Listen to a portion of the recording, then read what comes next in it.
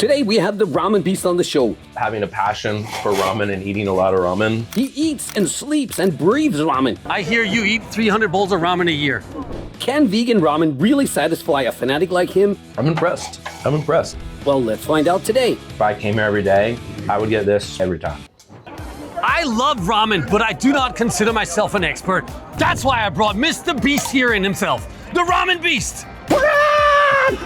Welcome on the show, man. Thank you. Appreciate it. I've been following you for quite a while. Really? I have. I love your content, also because I'm a big ramen fan.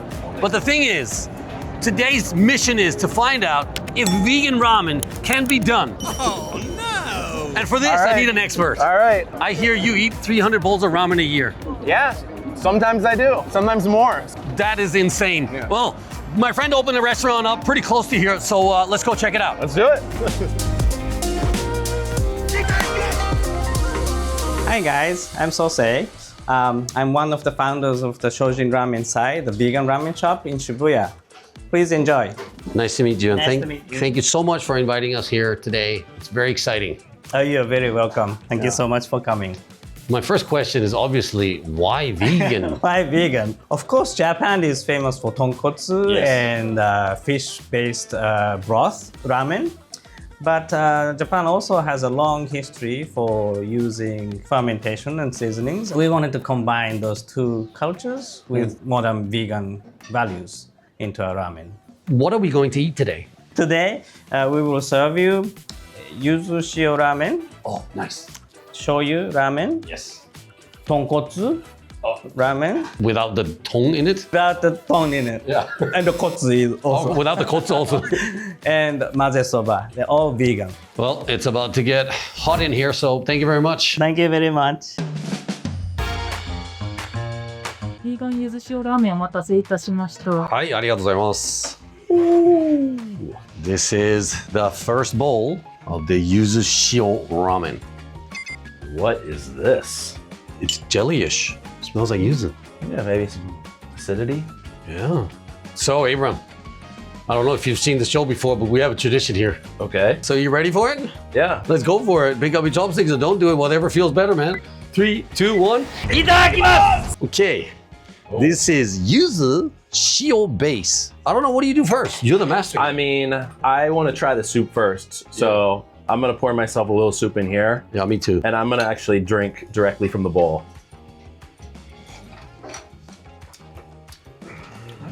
I say, damn. Damn, that is delicious. It's better than I was expecting. That's really good, actually. It actually, to be honest, if I took a sip of that and I didn't know it was vegan, I wouldn't immediately say this is vegan. No, I wouldn't say that either. I think first sip is a good impression. Fantastic impression, in my opinion. This is a super clear broth, which has got like the hint of yuzu in it, and it's got that nice little, salty flavorness that it hints at the ocean at it, in my opinion. Man, I'm looking forward to trying these noodles. Look at that. All right. I think I'm sold on the first ramen. We have 3 more ramens to try after this, but this is delicious. Wow, these noodles are so clear and so smooth to suck up, right? For vegan ramen, it's pretty good. Definitely off to a good start here. Cheers, man. Cheers. Thanks for having me. Come by.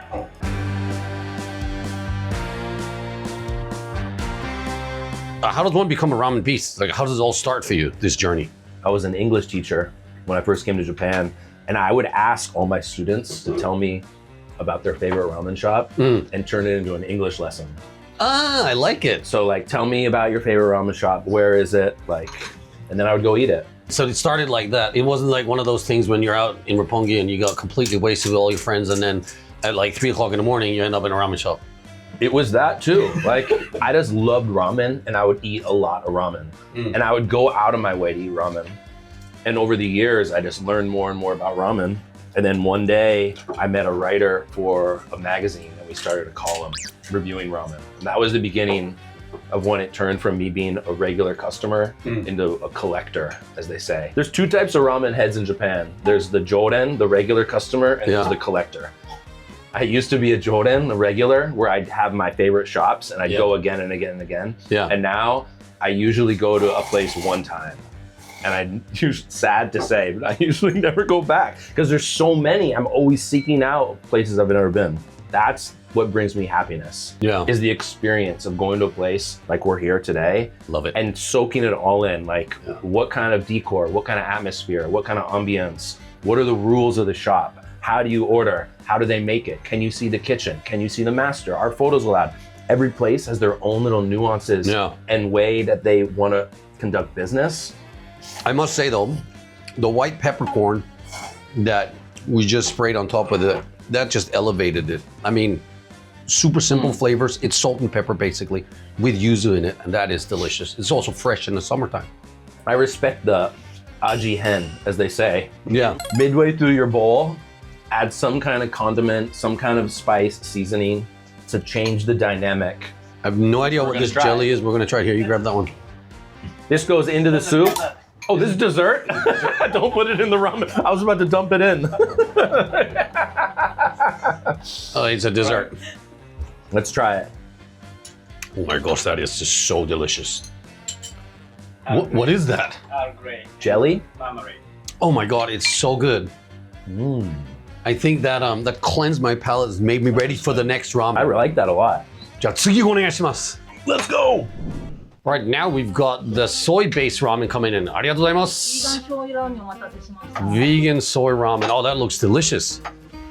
Look at that. Nice It presentation. smells so good. How do they get the fat on top here? But I think it's just onions. I smell onions. I do smell onions. Here we go. There's definitely onions on the top there. They still got a little crunch to them. They're good. It reminds me of some of the legendary Shibuya ramen shops. The most legendary ramen shop in Shibuya, which has been open for like 70 years, is called Kiraku. It's up Dogenzaka on the hill. Okay. And it's a shoyu soup with onions in the bowl. This is reminiscent of that bowl. That's crazy. So I like that it's sticking to the Shibuya ramen theme. Probably one of the most simpler flavors that you can have. But I think if you grew up with it, it's like part of your DNA.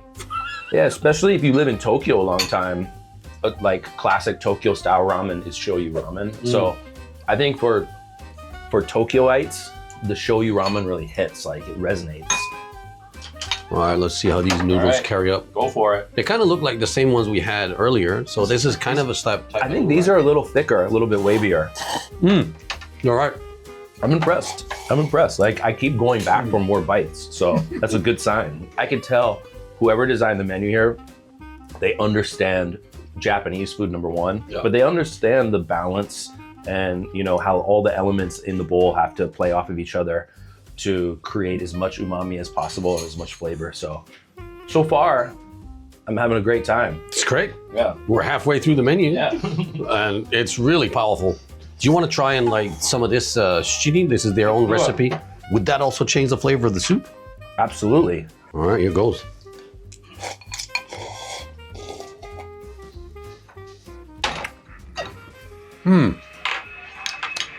Okay. Apart from being doing its job of being spicy, I would say maybe not necessary. Okay. Like, to be honest, I kind of feel like it killed the vibe of it. But that's just me. I mean, I actually really enjoyed it as was. And I'm also, just to like build on what you said earlier, I'm a big firm believer of always tasting something the way the chef has prepared it before you start playing around with it. I like it as is, but I think it's good with the shichimi spice as well. It adds another, robust dynamic to the bowl. 次はどれですか？豚骨いきますね。はい。 I'm looking forward to this tonkotsu. I really want to know how they make creamy pork bones. Dude, you look like a little kid in a candy store rubbing your hands and stuff. Yeah, let's get it. Bring it on. Let's get it. So tell me about your nails. I mean, that is an expression of freedom for sure. So I have a good friend who's a fashion designer based in New York. And almost 10 years ago now, he came to Tokyo on a trip and he was like, yo, I want to get my nails done. You got to like set up an appointment for me. And I was like, I was like, what? And he's like, yo, the nail fashion in Japan is wild. It is wild. So I go in and they're like, what does he want? Like, take a look at these magazines. And I'm like looking at all the nail art in the magazine. I'm like, yo, this is wild. I'm like, are these like stickers? They're like, no, we like hand paint it. Yeah. And I'm like, I was like, yo, like, is it cool if like maybe I try too? And I got hooked. I feel like getting your nails done, it's like a tattoo that only lasts a month. Right. But it's not for everyone. You have to have a certain level of, I don't know, confidence to pull it off. I could pull it off for sure, but before we pull that off, we're gonna pull off the tonkotsu-based. ビーガン豚骨風ラーメンを Oh, yes. Wow. Okay. The milky white soup. This is the one I have been looking forward to the most. This is the one that could either be the best or the worst. It could be like, wow, this is amazing, or like, all right, I would rather just eat real pork bone soup. Oh, we're gonna find out. We're gonna find out for sure. Oh, look at it. The soup actually, when it comes into the bowl, into your little spoon here, looks like it's nice and creamy. It doesn't look like it's too heavy. It looks milky. All right, here we go. I swear it smells like tonkotsu. That's onion. That's roasted onions. Whoa, that's delicate. There's like sweetness there. Very interesting. There's a lot going on there. There's garlic in this. Is there soy milk in this? Soy milk? It's a Secret! Wow! Knew it! And these look like the same noodles that were in the shio ramen to me. Yeah. They're a little bit thinner, so a little bit more delicate. Okay, I'm sold. I love this. I love this. I love the garlic kick that comes at the end of it. I love the way the noodles carry up the soup for me. It's so hard to make good vegan ramen that has a creamy soup. And this is very unique. I've never had any vegan ramen like this, so I'm impressed with this bowl. And that's after how many thousands of bowls at this point? Hard to keep count. Yeah, many thousands, yeah. It's absolutely delicious. That's all I gotta say. You know, the tofu, when you bite into it, it's got a whole sweetness to it. Usually when you have bowls of vegan ramen that are really creamy like this, you taste the ingredient, like whether it's like sesame paste or like nuts, you taste it. And here I'm still like, whoa, there's so much going on, like the sweetness that I mentioned. Yeah, I think as far as like originality goes, this one is the most impressive so far.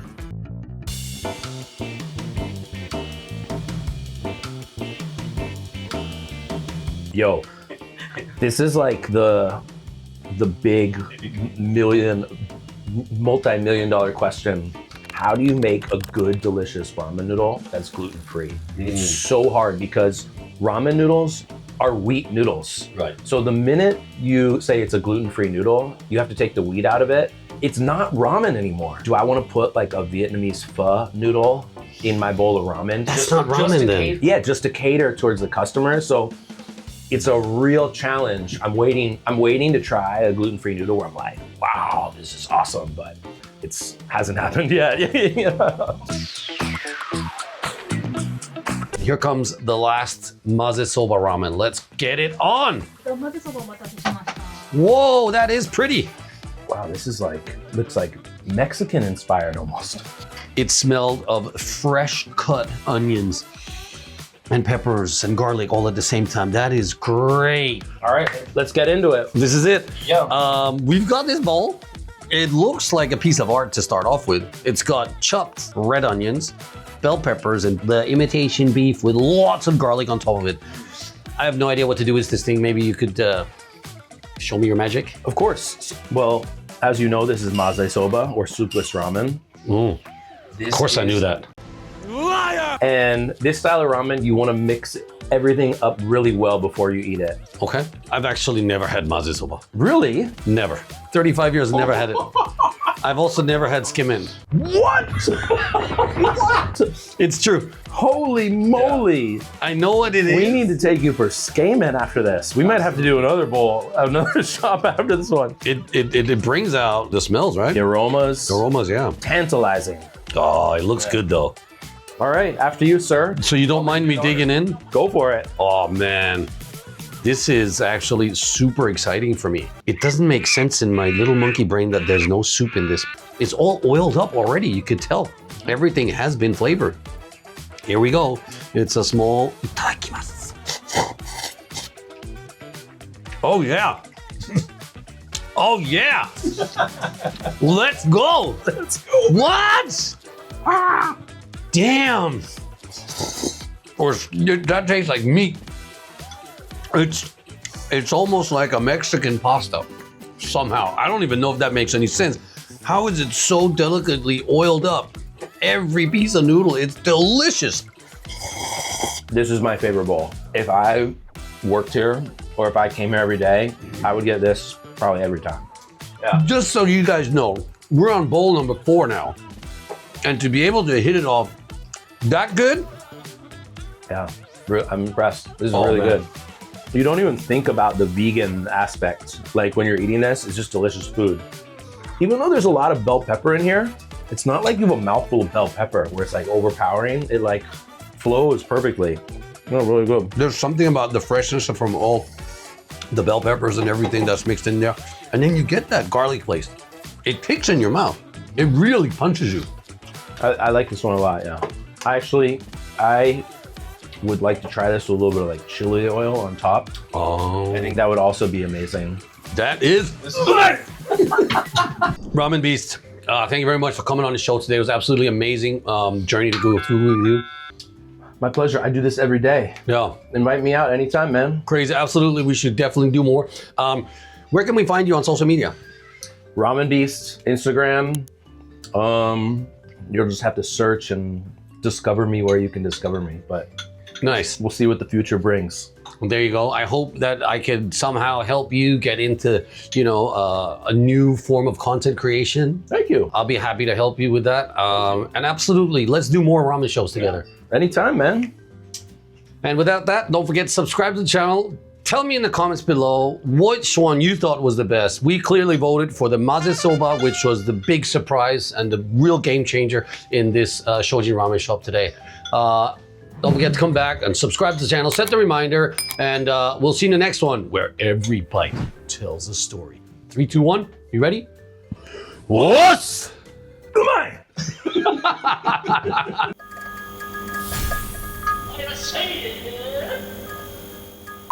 Hey guys, thanks for watching this video. If you want to see more, we have uncut versions of interviews with guests like Ramen Beast in the Digital Dojo.